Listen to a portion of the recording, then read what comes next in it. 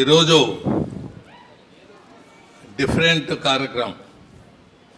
ఇది కళావేదిక. మళ్ళీ ఈ కళావేదికలో రచయితలకు, ఉపాధ్యాయులకు, అలాగే కళాకారులకు, రైతులకు, విద్యావంతులు పుల్లయ్య లాంటి వారు, మరి బివి రెడ్డి గారు బ్రహ్మర్షి లాంటి వారు, ఆయన కళాకారుడు బ్రహ్మర్షి అని, మన బైరెడ్డి గారు ఉద్యమ నాయకుడు, అందరూ ఉన్నారు ఇక్కడ. ఈ సభకు ఒక విధమైన అందం ఉంది, ఆనందం ఉంది, హ్యాపీనెస్ ఉంది. ఇప్పుడు రెండు విషయాలు. ఓబులే కూడా రైతు అని బొమ్మ వేసుకున్నాడు, చాలా చక్కగా ఉన్నది. ఈయన కళాకారుడు కదా, అన్ని కళలో ఉంటాడు. మళ్ళీ అది కళనో లేకపోతే నిజంగా రైతు నాకు తెలియదు, కానీ రైతు అని ఆయన చెప్పుకున్నాడు కాబట్టి ఆయన ఒప్పుకుంటాం. నేను నిజంగానే రైతు, అందుకే చెప్తున్నా. మీ ఊరేనా? సో కన్ఫర్మ్ చేస్తున్నావు పోలీస్ ఆఫీసర్. ఓకే, ధన్యవాదాలు. మా కళాకారునిగా పరిచయము, ఉపాధ్యాయునిగా పరిచయము, మీడియా రిప్రజెంటేటివ్గా మీడియాలో ఉండేవాడు ఈనాడులో, దాంతో పరిచయము. మరి ఎన్నో కళలకు కల్పిన ఆవిర్భవించిన మన ఓబులే గారు. ఓబులే గారు సుపరిచితులు. ముందు నుంచి ఎంతో స్నేహంగా ఉంటూ ఈ కళాక్షేత్రాన్ని నాకు తోడు వాదోటుగా ఉంటూ ఇటువంటి కార్యక్రమాలు నిర్విఘ్నంగా చేసేదానికి ఓబులే గారు నిరంతరం కృషి చేస్తూ మరి ఎన్నో అవార్డులు తెచ్చేదానికి కళాక్షేత్రకు, తనకు, తన సహచరులకు అవార్డులు తెచ్చే దాంట్లో ముందు ఉన్నాడు. రాయలసీమ ప్రాంతం ఒక రత్నాల సీమగానే కాదు, కళలకు పుట్టిన ఇల్లు కూడా. అలాగే మనకు రాయలసీమలో అన్ని ప్రాంతాల్లో చెరువులు ఉండేది, నీటి సమస్య అనేది లేదు, ఉండకుండా ఉండేది. మరి ఆ నీటి సమస్యలంతా వచ్చాయి కాబట్టి మనం రత్నాల సీమ, రాయలసీమగానే ఉండిపోయింది. సో దాని గురించి చక్కగా పుస్తకాన్ని పద్య రూపంలో రాశారు. ఈరోజు బైరెడ్డి గారు వచ్చారు, మరి బివి రెడ్డి గారు వచ్చారు. మరి బైరెడ్డి గారికి అంకితము ఈరోజు చక్కటి నిర్ణయము. బైరెడ్డి రాజశేఖర రెడ్డి గారు, నా బివి రెడ్డి గారు, మా సంబంధాలు, పుల్లయ్య గారి సంబంధాలు ఎన్నో తోళ్ళు మనం మాట్లాడాము. ఈరోజు మన బైరెడ్డి రాజశేఖర రెడ్డి గురించి కూడా కొన్ని విషయాలు మాట్లాడదలుచుకున్నాను. మరి అలాగే వారి తండ్రి గారు శేషశయనారెడ్డి గారు ఉండేవారు. మాకు వారితో నాకు అప్పుడంతా విజయభాస్కర్ రెడ్డి గారు, సంజయ్ గారు, ఇంకా సంజయ్ గారు ఇంకా కొద్దిగా కాలేజీలో చదువుతూ ఉంటుంది, మధుర్ సుబ్బారెడ్డి, ఇట్లా వాళ్ళతోనే పెద్దగా సంబంధాలు ఉండేది. శేషాన్ రెడ్డి గారితో బాగా చక్కగా సంబంధం ఉండేది. మరి మాకెప్పుడు నాకు ఆయన ఒక యంగ్ మ్యాన్గానే కనపడేవాడు. ఎందుకంటే శేషాన్ రెడ్డితో నాకు సంబంధాలు ఉండేది, బివి రెడ్డి గారికి సంబంధాలు ఉండేది. మాకన్నా ఆయన 70, నేను 77. సో 7 years చిన్నోడు. కొన్నిదేళ్ళు నాకన్నా పెద్దవాళ్ళు ఉన్నా వాళ్ళ ఫాదర్ వాళ్ళతో సంబంధాలు ఉన్నాయి కాబట్టి నాకు వాళ్ళు ఎప్పుడు యూత్గానే కనపడేవాడు. బైరెడ్డి గారు కూడా యూత్గానే కనపడేవాడు. పొలిటికల్గా అసెంబ్లీలో సమకాలీకుడిగా ఉండేవాడు. ఆయన బైరెడ్డి గారు పుస్తకాలంతా తినేస్తాడు. ఎంత చదువుతాడంటే అంత బుక్కులు తీసుకొని చదువుతుంటాడు. ఆయన కూడా గుర్తుందా లేదా, అసెంబ్లీలో కూడా బుక్కులు తెచ్చుకొని ఫ్రీ టైం, పనికిరాని టైం ఉంటే అది బుక్కులు చదువుకుంటూ ఉండేవాడు.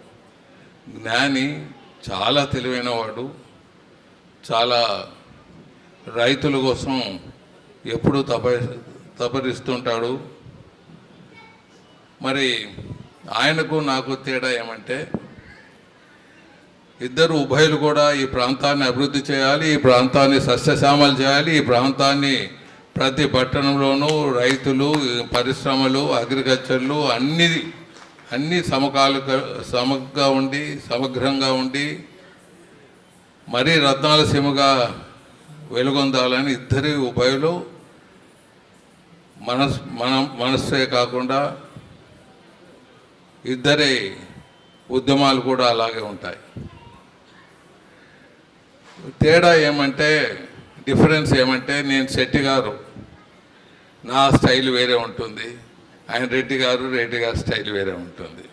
స్టైల్ వేరే కానీ ఉభయల ఉద్యమాలు ఒకటే.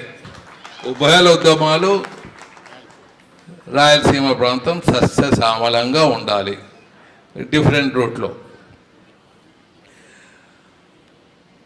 రాయలసీమ హక్కుల ఐక్యవేద కోసం పోరాడుతున్నాం.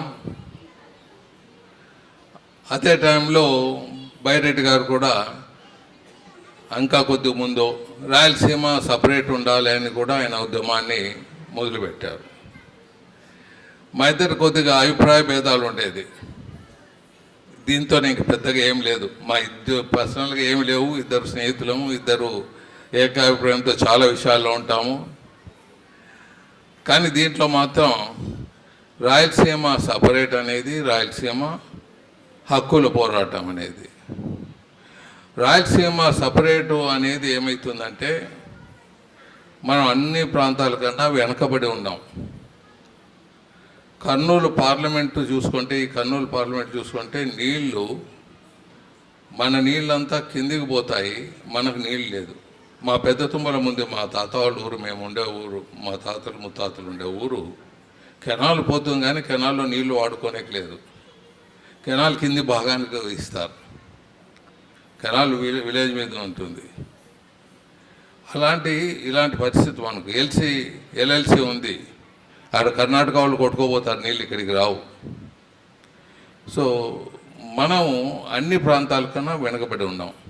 రాయలసీమ ప్రాంతం సపరేట్ అయితే అభివృద్ధి చెందేకి అవకాశాలు ఉంటాయి, అభివృద్ధి చెందకుండా చెడిపోయేదానికి కూడా అవకాశాలు ఉంటాయి. మనకేమవుతుందంటే, ఈ ప్రాంతంలో విడిపోవాలనేది చాలా కష్టమైన పరిస్థితి. రాయలసీమ ప్రాంతం మనకు రెండు నాయకులు ఉన్నారు మేము ఉద్యమాలు మొదలుపెట్టినప్పుడు.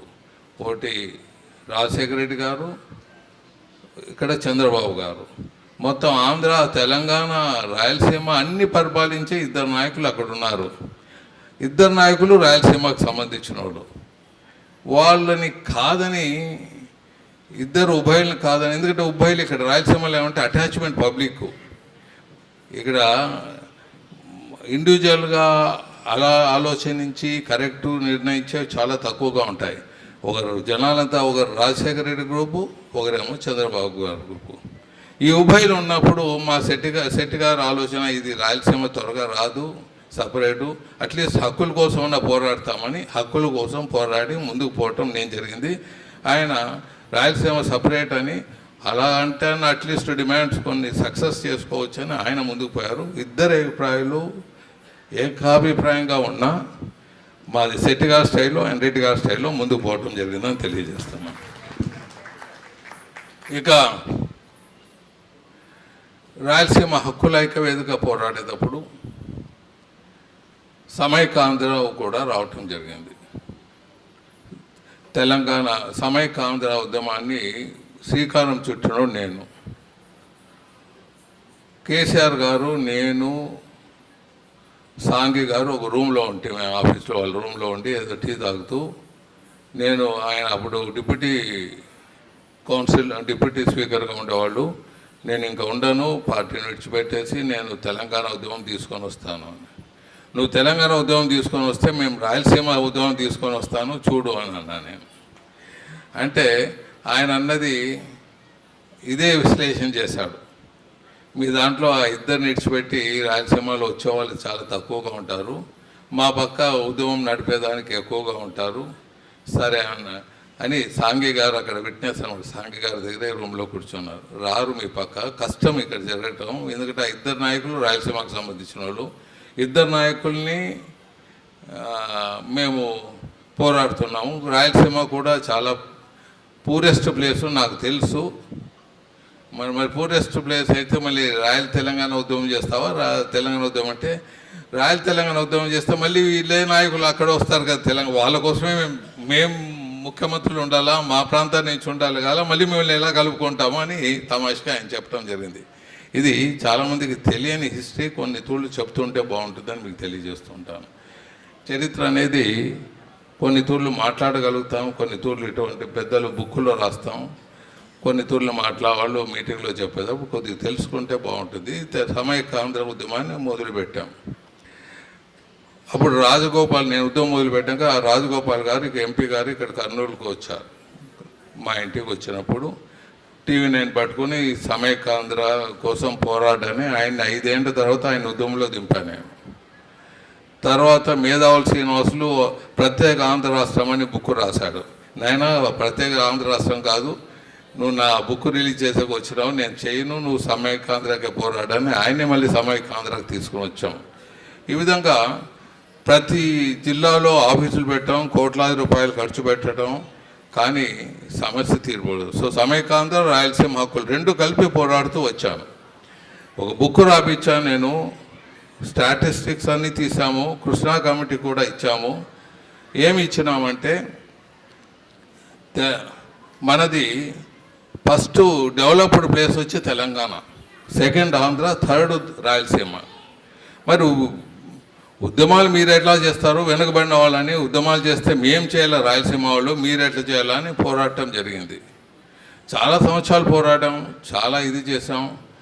అక్కడ కాంగ్రెస్ బీజేపీ కలిసి ఇద్దరు నేషనల్ పార్టీస్, వాళ్ళిద్దరూ అనుకున్నదే జరుగుతుంది. మేమే ఏం చెప్పినా కప్పగంతుల కింద ఉంటుంది, మా ఉద్యమాలంతా కప్పగంతులుగానే ఉంటుంది. సో ఆ విధంగా ఎంతో కష్టపడి ఎంతో టైం వేస్ట్ చేసుకుంటూ ఉద్యమం చేస్తాం. దీంట్లో ఎందుకు చెప్తానంటే ఉద్యమాలు సమైక్య ఆంధ్ర అనేది అందరి ఇష్యూ, హక్కుల ఐక్య వేదిక అనేది మన రాయలసీమ ప్రాంతాన్ని. కొంతమంది అడగచ్చు, బైరెడ్డి గారు, టీజీ వెంకటేషు రాయలసీమ కోసం అన్ని తూర్లు మాట్లాడారు, అన్ని తూర్లు పోరాడారు, ఇప్పుడు గమ్మని ఎందుకున్నారని. మిత్రులారా, 2 రకాలు ఉంటాయి. ఉద్యమాలు ఎప్పుడు చేస్తాము? ప్రభుత్వంలో మేము లేనప్పుడు ఉద్యమాలు చేయొచ్చు. మేము ప్రభుత్వంలో చెప్పి సాధించుకునే టైము మేము ఉద్యమాలు చేయరాదు, అది మూర్ఖత్వం అవుతుంది. నా కొడుకు మినిస్టర్గా ఉన్నాడు, ఆయన బిడ్డ ఎంపీగా ఉన్నది, ఇద్దరు రాష్ట్ర ప్రభుత్వంలో తెలుగుదేశం పార్టీలో మమైక్యమై ఉన్నారు, లీడర్షిప్లో ఉన్నారు. మేము ప్రభుత్వంలో ఉన్నప్పుడు మేము ఉద్యమాలు చేయటం పిచ్చి మాటలుగా ఉంటాయని మీకు తెలియజేస్తున్నాను. మేము సాధించుకునే దానికి చెప్పుకొని చేసుకునే దాంట్లో ఇప్పుడు వారి బిడ్డ పార్లమెంట్లో మాట్లాడుతూ ఉంది, నేషనల్ లెవెల్లో మాట్లాడుతూ ఉంది, ఎన్నో ప్రాజెక్టులు వచ్చేదానికి ఆమె చేస్తూ ఉంది. నా కొడుకు ఇండస్ట్రియల్ రెవల్యూషను లోకేష్ గారికి, చంద్రబాబుకు తోడుగా ఉంటూ ఒక ఇండస్ట్రియల్ రెవల్యూషన్, రాయలసీమ ప్రాంతానికి నేను మైనర్ ఇరిగేషన్గా మినిస్టర్ ఉన్నప్పుడు ఒక కర్నూలు పార్లమెంట్లోనే 10,000 ఎకరాలు ఉంటే 1,00,000 ఎకరాలకు తీసుకుపోయినాను. చుట్టూ అంటే నీళ్లు తాగే కూడా లేని ప్రాంతం, చుట్టూ నది ఉంది కానీ మనం నీళ్లు తాగేదానికి లేదు. ఇలాంటి పరిస్థితి మనకు విలేజెస్ కానీ ఇవి కానీ అన్నిటికీ నీళ్లు తాగేవి కాకుండా లిఫ్ట్ ఇరిగేషన్ ప్రతి పల్లెకి ఇప్పించాను, ఎక్కడెక్కడ పాసిబిలిటీ ఉందో. ఎక్కడెక్కడ అడిగారు ఎమ్మెల్యేలు అందరికీ లిఫ్ట్ ఇరిగేషన్లు ఇప్పించాను. ఇక్కడ మనం తీసుకుంటే తుంగభద్ర పక్కన పంచలింగాలు ఒక లిఫ్ట్, తాండ్రపాడులో 2 లిఫ్ట్లు, బొందేపర్లలో 1, దేవమడ 1, చుట్టూ అక్కడి నుంచి అక్కడి వరకు లిఫ్ట్కి అవకాశాలు ఉండి మాకు కావాలన్న వాళ్ళకందరికీ అడగకపోయినా చాదనైనవి చేస్తూ వచ్చానని సభాముఖంగా మీకు తెలియజేస్తున్నాను. ఇది ఆషామాషి కాదు. ఎన్నో కార్యక్రమాలు పొజిషన్లో ఉన్నప్పుడు మేము చేస్తాం, పొజిషన్లో ఉన్నప్పుడు బైరెడ్డి గారు చేస్తూనే ఉంటారు. ఈ విశ్లేషణ ఎందుకు ఇచ్చానంటే ఇప్పుడు ప్రశాంతంగా శాంతంగా ఉన్నారెందుకు అనే దానికి ఈ విశ్లేషణ ఇస్తాం. మేము అధికారంలో ఉన్నప్పుడు చేస్తూ ఉండాలి. ఇప్పుడు ఆయన బిడ్డ చేస్తూ ఉంది, నా కొడుకు చేస్తున్నాడు, ఏమైనా ఉంటే మేము అడ్వైజర్ ఇస్తుంటాము. అధికారం లేనప్పుడు ఉద్యమాలు చేసి అధికారంలో ఉండే వాళ్ళని ఈ పనులు చేయండి అని చెప్పేదానికి అవకాశాలు ఉంటాయని సభాముఖంగా. ఎందుకంటే మీడియా వాళ్ళు కూడా అడుగుతుంటారు, ఏం సార్ గమన అయిపోయారు, ఏం సార్ గమన అయ్యారు. ఎందుకు గమన అవుతాం? గమన కావాల్సి వస్తుంది. వీరికి మాత్రం సమయము టైం ఉండదు, బుక్కులు రాసి పారేస్తుంటారు. వీళ్ళు కలంతో యుద్ధం చేస్తారు, కలంతో కలయిక చేస్తారు, అన్నీ చేస్తారు. వీళ్ళకు టైము సమయం అక్కర్లేదు, ఎప్పుడంటే ఎప్పుడు చేయొచ్చు. మాకు మాత్రం నాయకులకు రాజకీయంలో పొలిటికల్గా ఉండేవాళ్ళు కొన్ని తూర్లు సమయము టైముని చూసుకొని మేము పోవాల్సి వస్తుంది. అన్ని తూర్లు మనం ఉద్యమాలు చేయలేమని సభాముఖంగా మీకు తెలియపరుస్తున్నాం. మీకు అర్థమైంటే చప్పట్లు కొట్టండి, అర్థం కాకపోతే ఏడ్చిపెట్టండి.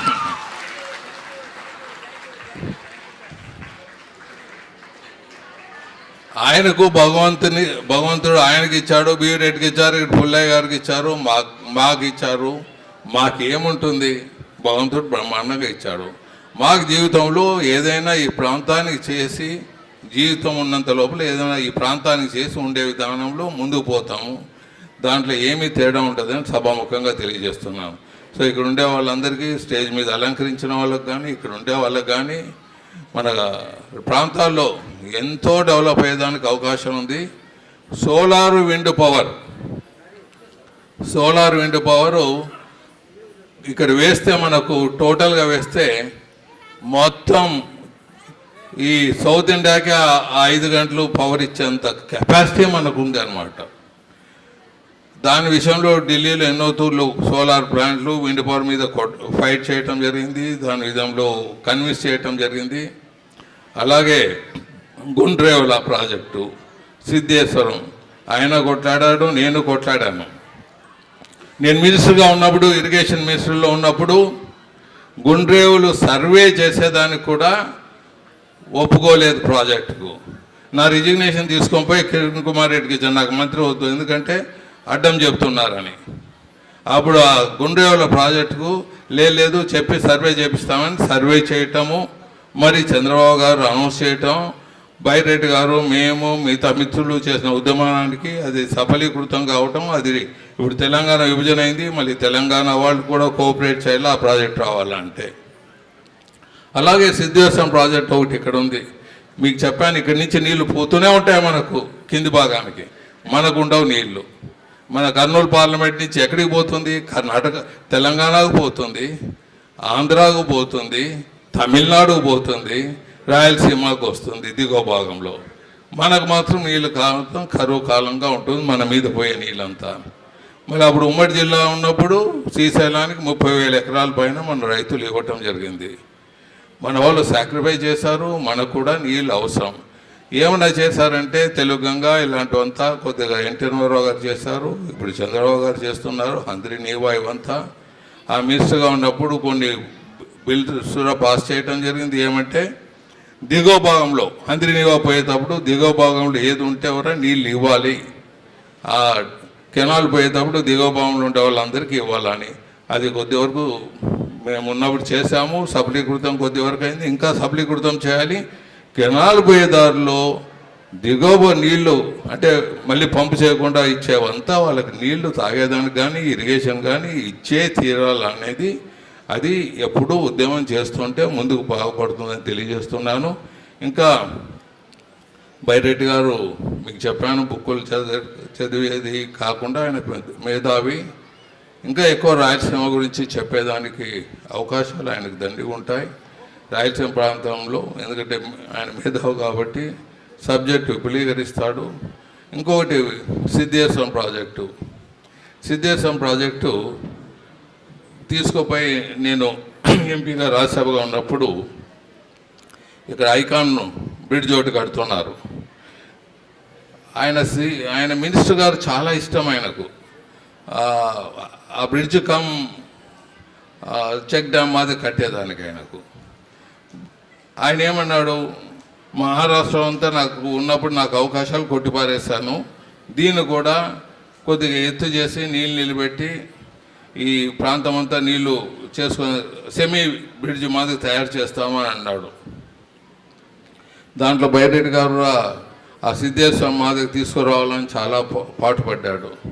కానీ దురదృష్టవశాత్తు అప్పుడుండే ప్రభుత్వము రికమెండ్ చేయలేదు. ఆయన సెంట్రల్ మినిస్టర్ ఏమిటంటే మాకు రికమెండేషన్ వస్తే స్టేట్ నుంచి ముందుకు పోతాం, వాళ్ళు రికమెండ్ చేయకుండా వాళ్ళు పార్టిసిపేట్ చేయకుండా ఉంటే మేము ఏమి చేయలేము, కావాల్సిన స్టేట్ గవర్నమెంట్ అని ఆయన చేతగాక అట్లీస్ట్ ఈ బ్రిడ్జ్ వస్తామని చేసుకోండి అని చెప్పడం జరిగింది. ఆయన పాపం చాలా కష్టపడ్డాడు మన బైరెడ్డి గారు, దానికి తోడుగా మేము ముందుకు పోయినాము. కానీ అది సఫలీకృతం కాలేదు. సిద్ధేశ్వరము గుండ్రేవులు అనేది మనకి ఎప్పుడైనా అది మనకు అదృష్టంగా భావించవచ్చు, ఎప్పుడైనా అది సాధించాలి మన జీవితంలో. అది ఆ అదృష్టం మాకు కలుగుతుందో లేదో చూస్తాం. మన రిక్వెస్ట్, మన పోరాటం ఎప్పుడు ఉంటుందని తెలియజేస్తూ సెలవు తీసుకుంటున్నాను. ధన్యవాదాలు. Good luck, good day.